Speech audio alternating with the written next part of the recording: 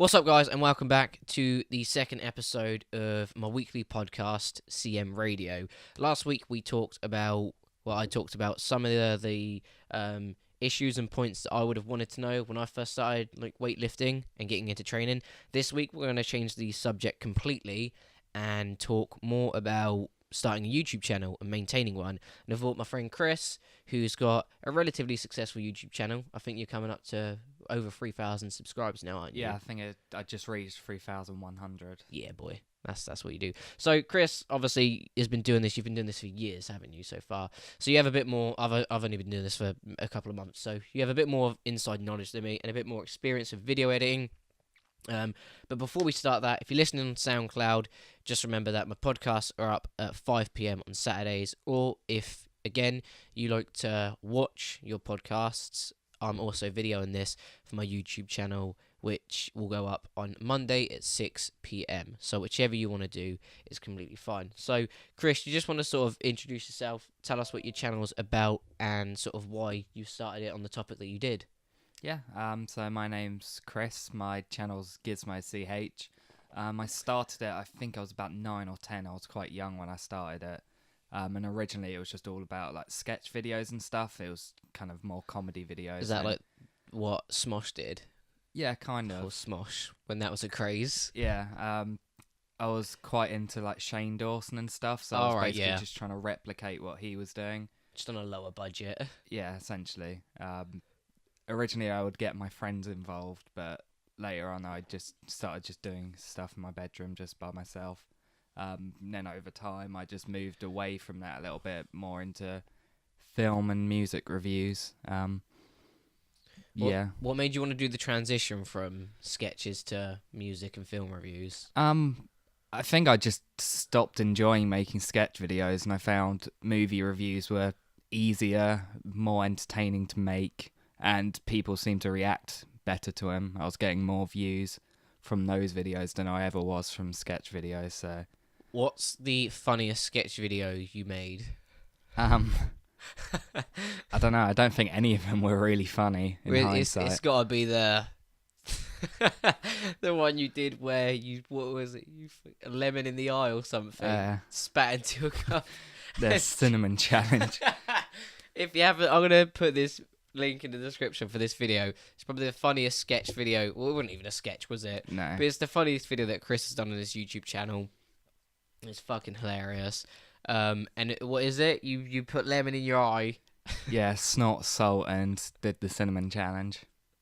And he spits into a cup and drinks it. Yeah. So that's going to be a description for you to watch. I'd recommend doing it. It's fucking brilliant. So how many videos have you got up on your channel so far? I think it's about 300 or 400. It's quite a lot. It's a fair amount. Yeah. I have 14. Yeah, well, you've not been doing it as long as me, so... I haven't been doing it consistently either.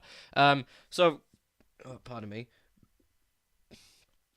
So obviously your channel's based around like music and films, and like how do you decide what the next topic is going to be? Like what's your process of ideas? Like sort of the creative process of everything. Usually it would just be, because I watch films and listen to music quite a lot, usually I'll just watch something or listen to an album or something, and if, say, I think there's stuff to talk about, I'll pick that.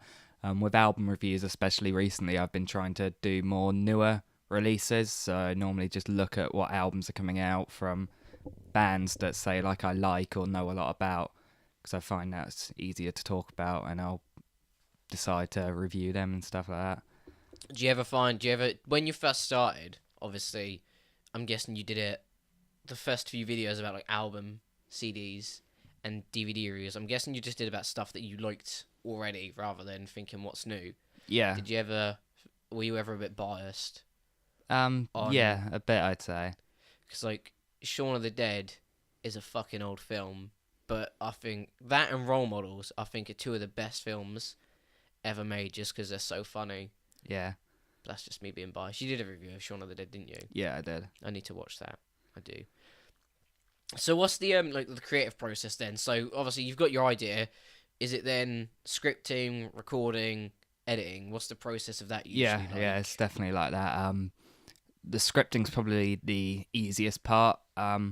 Usually, if I'm, say, like stuck for an idea, I look at other reviews, see what other people have to say. So See, I always think scripting for me is the hardest. When I used to do my 5 Friday videos and had to write the script for them out, even though they were only like 5-10 minutes long, it was, I don't know, just the train of thought. I did the exact same thing. I'd watch YouTubers in my sort of niche and try and not replicate, but get some form of inspiration.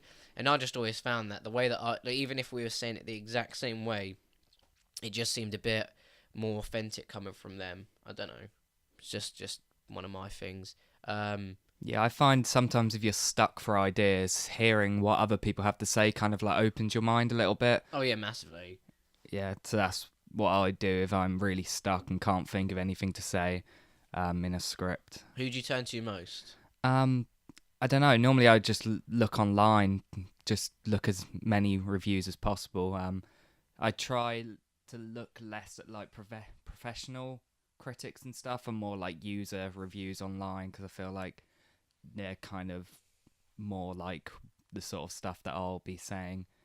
Yeah, same sort of, obviously, because critics are a completely different level. Obviously, it's more to tear down. Well, not tear down, but dissect a movie. Yeah. Whereas you do a relatively similar thing, but same with albums, but on a sort of lower level, I'm guessing. So what is the best video that you've made in your opinion? Sort of what was the most enjoyable one that you made? I think it's hard to think of. I always enjoy doing the worst songs lists every year. That's the ones that Despite find how the most fucking enjoyable. long they end up being. Yeah. And they're usually a few months too late. But they're good. Yeah, the reason I think they're so long is because I just enjoy doing them, and I find it hard to kind of stop myself from going off on tangents and stuff like that. Yeah. I think that's why I like podcasts and stuff like that as well, because unlike a video where you have to stick to a certain topic and no one's going to watch like a half an hour YouTube video unless you're like, someone big. I reckon in this sort of stuff it's easier to do, but I understand that completely. So what is like, do you ever feel like, obviously going into movies and stuff like that and listening to albums, does it not ruin it, the fact that your attention isn't on to listen to the songs, but to sort of, or is that the mindset when you go in? Is it to listen to the songs, enjoy them, or to sort of go in there as a reviewist? Usually I will just go in to try and enjoy it. Yeah, at the end of the day, I don't go into stuff looking to like hate it or dissect it or anything. I try to be open-minded about everything I take in. A lot of the time with albums, I'll listen to it once, and like if I enjoy it or if I dislike it, then I'll go back and listen to it again. Yeah. To work out what it is I like and what it is I dislike and stuff like that. What's your favourite album at the moment? Best album at the moment? What, just out like this year or just in general? Just in general, that you can whack on right now and you would love every song.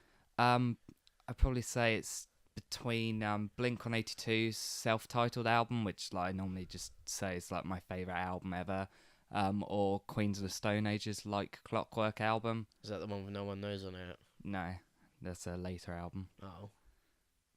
That sucks. It's the best song ever. Yeah, it's got less It's of the only their Queens of the Stone Age song that I know how to Yeah. play. It's got less of their big singles on it. It's more of a bluesy sort of album. But the album that your favourite. Yeah. Okay, fair enough. That's decent. So obviously you've had your YouTube channel for a few years now. When did you sort of, what was it like hitting your first 1,000 subscribers, and how did you manage to get up to that point? It didn't actually really happen till I started doing movie reviews. Like when I had sketch videos and stuff, I say I was probably doing it for about 5 or 6 years, and I only had about 50 subscribers. But when I got into movie reviews, I started off doing horror reviews especially, and reviewing like full series. Starting off with Nightmare on Elm Street, I reviewed every single one of them.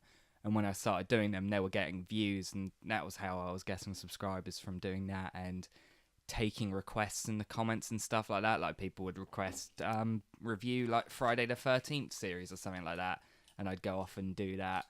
And yeah, through that I was getting quite a lot of views, and people were subscribing from then.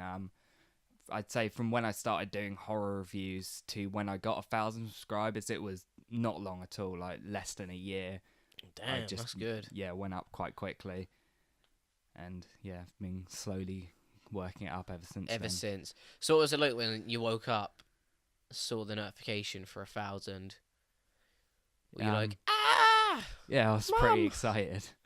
No, I can imagine. So, obviously now having 3,000, what sort of advice would you give to people, me included, that want to kind of hit 1,000 and sort of keep going? Like advice on like consistency, how often you upload, just like how you structure your videos, how you market them, so everything like that. Yeah, at the end of the day, I think you just need to make sure what you're making is as good as you possibly can make it. People are more likely to react to your content if it's good or doing something that no one else is doing, rather than it just being kind of just mediocre and like everything else. Yeah. So I always try to make it a little bit unique into my own style and hope that people enjoy that. Also, I always used to, anyway, take requests in the comments. Just try and be mindful as to what people want to see and just try and base what you do around that. Bit of fan interaction at the same time. Yeah, I'd say try and upload consistently, but a lot of the time, if what you're doing is really good and warrants taking a bit of time, you will usually respect that and they'll wait. Yeah, come back. There's a channel that I've been watching. They've been going for like 2 years now. I don't know if you've heard of them, Dead Meat. No. It's amazing. It's basically this YouTube channel. He watches films and then just does a kill count of them. So he'll take you through the movie, but he'll focus on the kills for each movie. And he's done like a ton of series so far. So he's done like Nightmare on Elm Street. He's done Friday 13th. He's done Chucky's. He's done the Leprechaun series, which were funny as hell. Yeah. And he uploads a video. Like, he used to upload a video like once every 2 weeks or so, or once every week. But even though it wasn't the consistency that most people are on nowadays, like every single day or every other day, like it was just good. He's been around for like 2.5 or 2 years. He's now able to quit his day job and he's doing it full time. And I think he's got just under 500,000 subs already. So quality helps. Definitely, but that's something. It's a good channel. I love it. I've really gotten into it lately. That and Chris Stedman. Do you know who that is? Is it Chris Stuckman? That's the one. Yeah. I started watching him as well. I think I found out from him because I tried to watch a review on Tomb Raider, and he come up. I was like, "Fuck it, let's watch this," and it was alright. I liked it. Yeah, he's been around for years. Yeah, maybe one day you'll be him. Maybe. They'll be like, Chris Stuckman, you mean Chris Holland? And no one would know what you're talking about. They will. You got 3,000 subs, they'll all know. So how do you market your YouTube channel then? Like, what do you other platforms use to kind of drive traffic towards it? Honestly, I only usually just use YouTube and stuff like that. I do share it on Twitter and stuff like that. I used to have a Facebook page that I put it on as well, but yeah, my primary source is literally just uploading videos on YouTube. Yeah, I'm not really the best at like marketing and stuff like that, so I don't really do a lot of it. Would you say marketing is important? Yeah, I'd definitely say it is, especially if you want to grow your channel and become massive. How do you come up with your thumbnails and titles? The titles are pretty simple. I usually just put movie review or album review or something. The titles I originally used to just put the album cover or the film poster or something, but I found I started putting myself in the thumbnail of the album reviews, and for some reason they started getting a little bit more views than before. Maybe people just love the GizmoCH. Maybe. I think sometimes people prefer seeing like a person on the thumbnail. Yeah. Like psychologically, you think it's a little more, bit more personal. Yeah. Like, obviously, you can't relate to a poster, but you can relate to a person. Yeah. It's almost like a fan relating with another fan. Kind of get that sort of feeling between you both. Yeah, so with album reviews now, I definitely always make sure to put a picture of myself in Relatability. there as well. You are relatable. Yeah. So what are some of the problems that you've faced in sort of starting a YouTube channel and uploading consistently and thinking of ideas? Has it been stressful? Sometimes I find I have moments where like for a few months I just have no motivation and don't really want to do it. Especially since where it's not like my job or anything, and I have a job and uni as well. It's kind of like a pastime. And I always find that there's other stuff I want to do as well, and it's kind of hard to manage the time so I can like watch films or listening to music or play video games and stuff, and also create content, and also make music as well. So that's the biggest problem I find I have, actually managing my time so I can make videos and also have a life essentially as well around it. I think that's the struggle that a lot of people have, especially when you're doing a job alongside it. Like, you're obviously all these massive YouTubers that do this full time. It's that's their job. So what they do as their hobby, they also get paid for. So you don't have to worry about having that sort of 40 to 45 hour full time work alongside it. Which is a pain, and obviously every new person has to sort of go through that, don't they? Yeah. Which is a bit annoying, but I don't know. Yeah, with films especially, like you have to put aside at least like 2, maybe 3 hours to actually sit down and watch the film. And yeah, sometimes that can be a little bit hard, like putting that time aside, and also putting time aside to write and record and edit and everything like that. It's a little bit difficult. Bit of a day job. Yeah, music's definitely easier because like I can listen to an album while doing other stuff like going to the gym or like going to uni or something like that. I can actually listen to the music, engage with it while doing other things, whereas movies and TV shows I've done It's some really just reviews of sitting as well. down and having to watch. Yeah. Do you have to take notes? I normally don't take notes. I normally just keep everything in my head and then like look over the actual plot afterwards and see if I can remember everything, which probably isn't the right way to go about it, but that's the process I go. I've found it works for me. So how do you edit it then? Because obviously if you do your script, do you then record it and then put the actual film video on top of that afterwards? Yeah. I used to record the audio and then cut out all the mistakes and everything, so I have one audio channels, and then all I had to do was put films over, but I don't really do that as much anymore. I normally will edit all the mistakes and everything out while putting the film clips in. Okay. Because I found that actually takes up less time. So workflow's a little bit easier then. Yeah.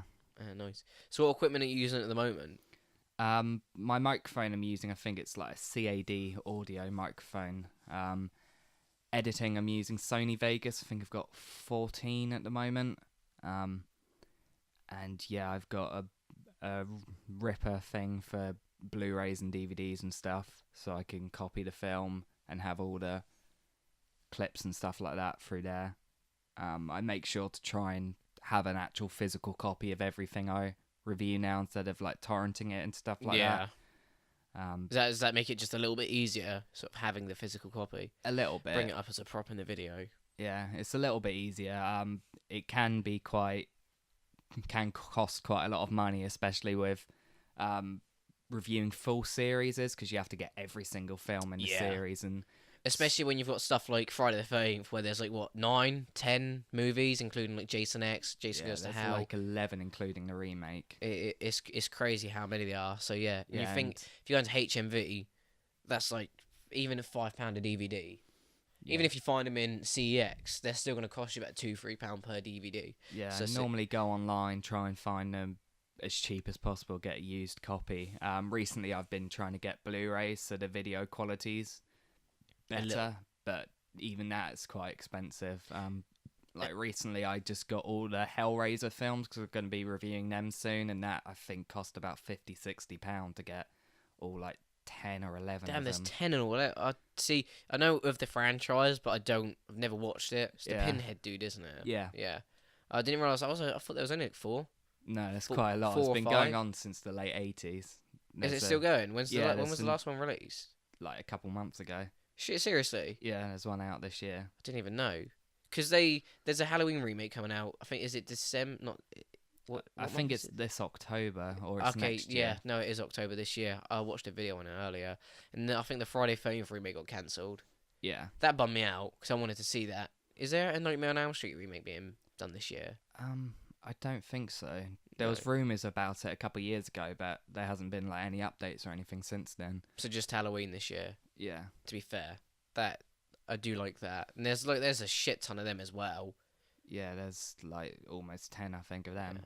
They don't make films like that anymore. No. Chucky's another good one. That's one that I really liked. I always found that. I remember when I first saw them, I used to love going into like HMV, going to the horror section, being like, what can we find today? That's how I found out about a lot of my movies, to be fair. But that's the one thing. What do you feel like reviewing films and being so into them? What have you noticed watching sort of the 80, 90, early 2000 style films? What's the difference between year to year, like each decade? What have you noticed? Is it because, in my opinion, horror's just not like it used to be. Yeah. I think what you put in one of your Saw reviews is that there's a lot of stuff that's just like more torture porn nowadays. It's just like how much blood, how many jump scares can you do, rather than just like building suspense in most films. Yeah, films in general they've followed like certain trends and what's popular. It's definitely interesting going back to say like the 70s or 80s and watching films back then because they're very, very different to how they are now. And although people will say like films aren't as good as they used to be, they're all like seem to be the same. Back then, films kind of used to be the same as well. It's just, I guess, as times have changed, so have the trends and stuff. So has the style of filmmaking and everything. So yeah, you definitely find that when a film's made, it's very of its time a lot of the time, especially with horror movies, because they all seem to follow The same sort of structure. Yeah. Where do you think they're going to be in 2030? So 12 years from now.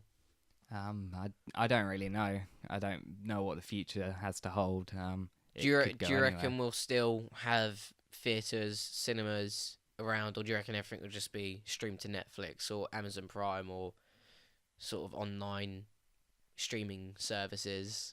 No, I think we will still have it. It won't be as popular as it is now, but I think there are still people that like going to films and stuff. It's still an experience to go to a cinema with your friends or on a date or something like every week or something like that. Watching it at home is just not the same as going to the cinema, no. Unless you have like a 70-inch TV with surround sound, then it's not going to be the same. Or if you try and watch it on my TV, it's a load of shit. Even then, I don't think it's not really the same experience of getting people together and actually going out and going to the cinema. Well, the issue is getting people together. Yeah. Fuckers work all the time now.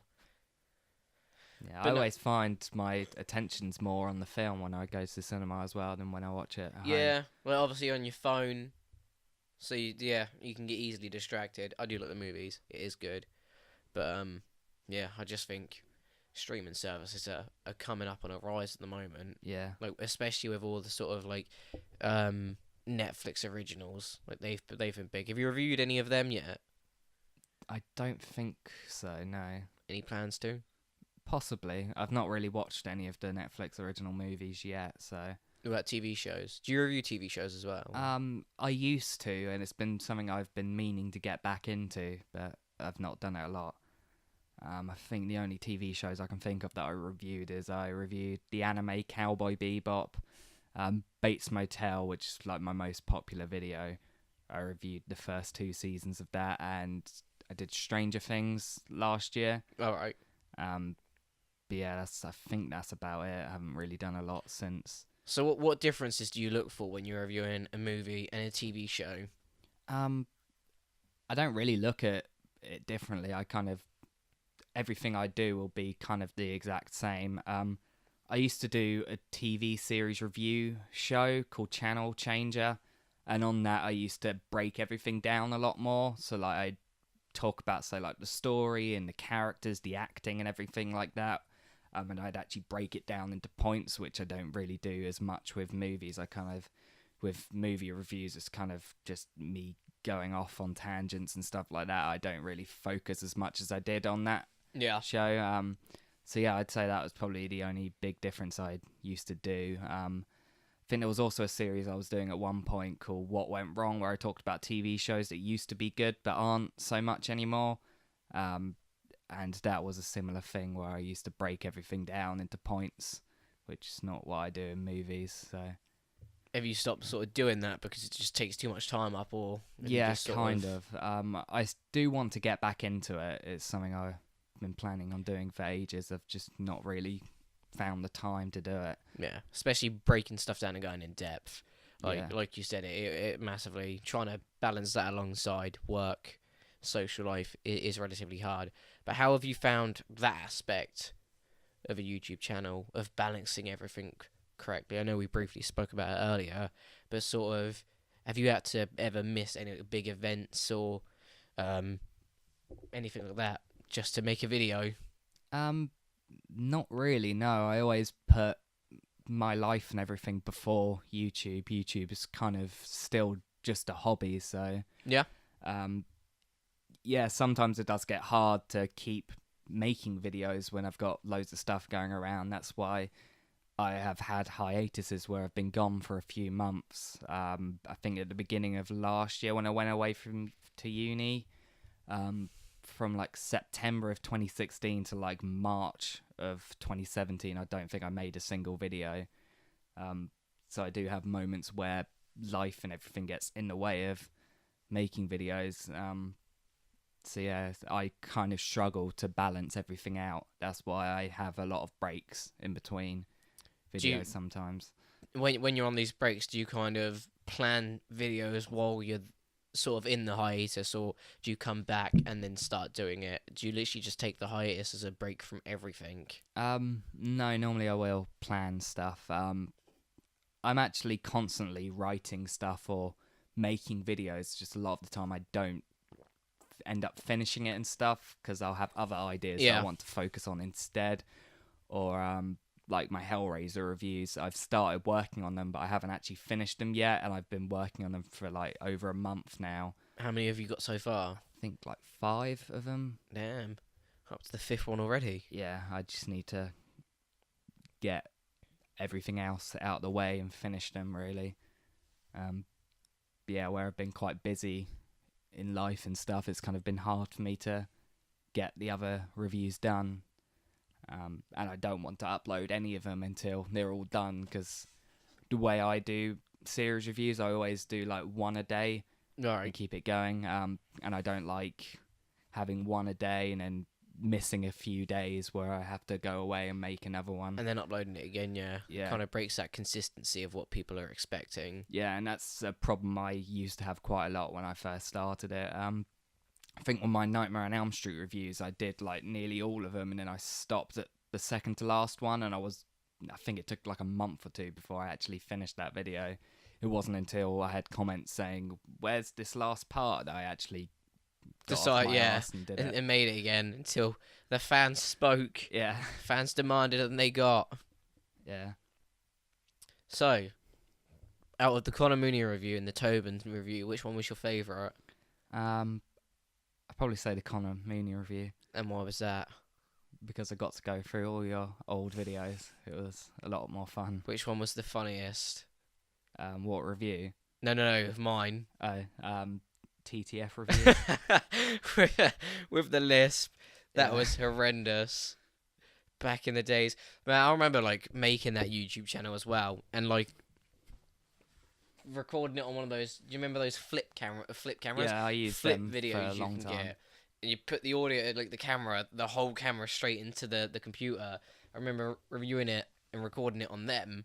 And then, like, literally my laptop, my TV would be there. I'd review it on the floor next to it. I'd finish recording and then literally go straight over to, I'd say my desk, it was a TV stand. And I'd sit there and just make it up. And it took me about 5 minutes to do these reviews. Like, I had to actually get the footage on there. And then it took me ages to edit them as well. That was back in, like, 2011. Yeah. That was when days were fun. That was when Modern Warfare 3 was about, like, the best game ever. Yeah, that was back when I was making my song parodies. Oh, goddamn. Yeah. Didn't even remember them. Because you got music on your Say that again. You got music on your YouTube channel as well, haven't you? Yeah, from like 2010 to like 2015, I'd say I was doing song parodies all the time, because that was something that I really enjoyed doing. That was kind of the main focus before I started getting into movie reviews. Yeah, I was inspired by a YouTuber called Rucka Rucka Ali, who makes parody songs that are intentionally super like offensive and over the top, and I was like, I can do that. That's easy. So I used to do that quite a lot. Okay, you try doing that now. You say one wrong word, and that's it.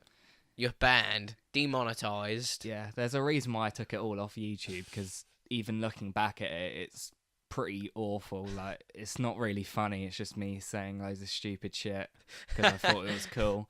I stopped doing them mostly because like everyone used to like be all cool about it, and became popular all of a sudden because everyone found it funny at school and shit. And it wasn't until like a couple of years into it I realised that no one actually liked me because of it. They were just making fun of me. And little shits. Yeah. So when I realised that, I got more into movie reviews, because I was like, there's no point in doing this shit if people are just going to make fun of it. Yeah. Like... yeah, I kept doing it till like the first or second year of college. But at that point, it was less offensive, more just me trying to make. What, the music songs. parodies? Yeah, I was doing them for a long time. So did you do it when we first met you in music? I think that was when I just stopped doing it. Okay. Like, I'd only just stopped doing it for like maybe a month or so. But at that point, it was definitely less me trying to be offensive and stuff, just me trying to make funny songs. That was more me inspired by like Weird Al Yankovic and stuff like that. I don't know who that is. He's quite a famous parody singer. Oh, I was going to say, is he a director? No, he Okay, what songs has he done? Because I think... he did the song White and Nerdy. I don't know. Quite a big song. Most probably. Is it one of those songs where you know it, but not the name? Probably. Yeah, most probably then. Most probably heard it. Yeah. But yeah, so then after that, when I've been getting into making actual music, I've been uploading some of the songs I've done on my channel as well. You're writing an album at the moment, aren't you? Yeah. I think I've got like 6 or 7 songs done for it now. What's the process of writing music? Like, how do you get the ideas? Is it from personal experience, or is it you kind of think of a story and then tell that story in the form of a song? Sometimes it varies between songs. It's kind of hard to pin down exactly. It varies on what the actual song is. Yeah, a lot of the time recently I'll just come up with like a riff or something, and I'll just say, where can I go from here or something. And where I've gotten a keyboard recently, that's been quite inspiring as well. Helped you out a lot. Yeah, just changing a different instrument, sort of getting a feel, starting with something different rather than a guitar. Yeah, with the album I'm working on at the moment, there's a lot more like synths and stuff on there than my previous stuff. It's less acoustic guitar than I was originally planning on doing it. It's more... So you've basically turned into every popular band. Kind of. It's less like synths and more like strings and stuff like that. All the synths I use are like ones replicating like actual like orchestras and stuff like that. Yeah. So I'm trying to go for more of a like orchestral sort of sound with what I use. Kind of more going for an indie rock sound than an acoustic singer-songwriter. Is that like your... I was originally trying. What's your sort of preferred genre of music at the moment then? What are you into right now? I'd probably say indie rock. Indie rock. Been listening to quite a lot of Death Cab for Cutie recently. They've been a big influence on the album and songwriting. I had a tattoo for them. Yeah, I know. And I knew one of their songs. Yeah. Thank God I got that covered up. It would have been good if the dude didn't make a horrible fucking job of it. Yeah, I thought it looked alright. Yeah, I think it looks better now. The words were written a bit weird. And then people were like, oh, what's that say? And I'm like, fucking read it. Yeah. Fucking read. So what's the next tattoo idea anyway? I don't know. I keep thinking of ideas, but then I change my mind. What have you not got one that you've stuck to for like years or months that No. you definitely want? No, not really. I keep having ideas and I change my mind, and I think my next one is still gonna be the all time low one on the Yeah. half sleeve going down. And now I've like I saw someone the other day of like tattoos on the inside of their fingers, just like words. And I don't know. I think I'm kind of into that. I wouldn't mind getting Yeah. that. Take like 5 minutes, just get like 2 of your fingers done. I don't know what you'd write on there. Like fuck you, yeah. so you don't have to say it to people. Be like you. Yeah. At one point, I wanted to get Andy tattooed on my foot, like in Toy Story. That would fucking hurt. Yeah, I know. That's why I didn't do it. Oh, you should have definitely. That would have been hilarious. Yeah, because I was talking to someone who had done it, like had a tattoo on the bottom of their foot, and they said it was more painful than giving birth to children. Oh, fuck that then. Yeah. To be fair, at least if you do that, you can then complain. Well, when one complain about giving birth, you'd be like, fuck off. Yeah. I had my foot tattooed. Apparently it's worse. This come from a girl, at least. Yeah. Who had kids. Yeah. Right, at least you got some credibility and reliability. It's not just someone bullshitting you. No. Although they might have been bullshitting me, I don't know. Maybe just to scare you. Yeah. Can we make him chicken out? Well, they fucking did, didn't they?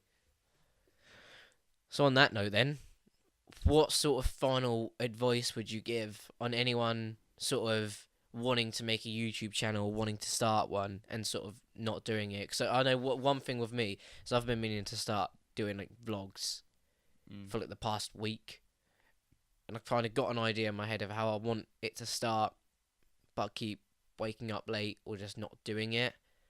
So would you say just go for it? Anyone wanting to start a channel, what advice would you give for them? Yeah, I'd say go for it. Don't be afraid of getting criticism, because that's going to happen regardless. Just try and do your own thing. I'd also say don't be afraid to be inspired by other YouTubers. Like, definitely don't, like, say, try and rip them off, but don't be afraid to take inspiration from sort of stuff that they do. Yeah, it's hard to make something that's completely original, completely unlike anything else. And I think that probably deters some people because they don't want to make a channel and be compared to other people. Yeah. But I'd say it's better to make something that's a little bit similar to something else than not make anything at all. So. Oh, one question before we do that. Last question. How did you deal with people finding out about your YouTube channel and asking you about it? Because obviously I put mine on like Instagram. I put it on my Facebook page and I share it. And I was kind of shitting myself when I first started doing that. Yeah, I think when I originally did it at school, I was just worried that people were going to make fun of me and shit like that. But over time, I don't really care anymore. Like, it's something I enjoy doing and I'm proud of, so I'm not going to hide it from people. If people want to talk about it, I'll talk about it. I'm not, like, going to hide it from people or anything like that. Yeah. I think that's the best thing to do. Yeah. Because I think that's one of the things that stop a lot of people from starting a YouTube channel is kind of like the fear of being judged by other people and kind of being scared of what they'll think or if they're going to be made fun of. Yeah. But yeah, just start. Yeah, if it's something you want to do, just don't be afraid of doing it, I'd say. Inspirational words from GizmoCH himself. But that's going to bring this podcast to an end. We've kind of went over just a few of the basics for starting a YouTube channel, how to do it. How do you think you did, Chris? All right. Out of 10, what would you give yourself? A 12. Thinking outside the box. But as is, guys, that's going to be the end of this podcast. I kind of hope you enjoyed it. I hope you enjoyed it. Hope you learned something. And like Chris said, if you do want to start a YouTube channel and you're kind of scared of just people judging you, just start. Fuck them. You're not going to know them forever. But that is going to bring this week's episode to an end. Be sure to tune in next Saturday. I'm actually going to be joined by another one of my friends. And we're going to go over sort of insecurities and dealing with kind of building confidence to actually get in the gym and how to sort of deal with sort of being in a new gym environment. But that's going to be next Saturday. Anyway, so Chris, sign out. Thanks for watching or listening. There we go. Yeah, subscribe to my channel. That'll be linked in the description. Yeah. Also, fucking subscribe to my channel. Yeah, that too. You got more than me. Share some of the wealth. Subscribe to TTF Reviews. Oh, fucking hell. Please don't. Please don't search. If I knew the details for that, I'd go. Would I delete it? I don't know. It's fun though, ain't it? Yeah, I think you should keep it up for historical purposes. Did you watch the videos when that I put in the group chat the other day of when me, Tobin, and his little brother did the all night challenge? No. Did you not? No. Holy shit! If you thought the reviews were bad, this was even worse. Yeah. We did a skit where we were laying in bed, heavily breathing, and it was like we had just banged. And I was like, I've never done that before. And the cameraman went, what? And I went, stay awake till 4. And then Tobin said, suck dick. And then I got out of the bed. Yeah, that happened. You should link that in the description as well. Oh, fuck no. I don't even know how I found it. No. It just, I typed in his name and it just showed up. I was Didn't like, you type it in wrong as well? yeah, but I don't know. I think I typed in Toby, Yeah. C-Bomb, or C-Bahome. Now people are going to know how to find it. Fucking spell his last name. Good luck with that. I have trouble and I've known the guy 7 years. Yeah. But anyway, guys, tune in next week. Thanks for listening. Hope you enjoyed it. Hope you learned some stuff. And we will see you next time. Or hear you next time. Yeah.